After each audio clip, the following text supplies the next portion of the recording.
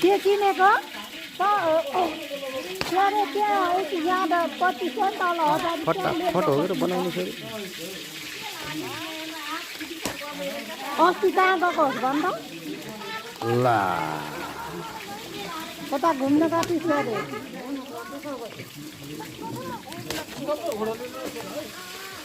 ए शीतले हेर्न यो शीतले चरर पारो माछा फ्राई बिगारो माछा कति छ यार कति खाने होला माछा यता पनि लागिराख्नु भएको छ ठुलो यता लाग्नु भएको छ अनि यता यो दरामी अब यहाँ लाग्नु भएको छ ओ ठुलो घम्पासे थाल बनाउनु भयो आमाले त यो थाल त हलदारवाला दिनुपर्छ होइन र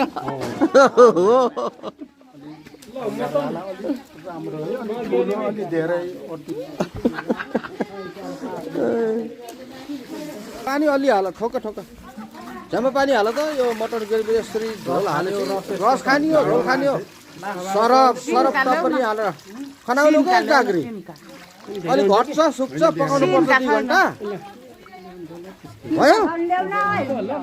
लगे झम्म हो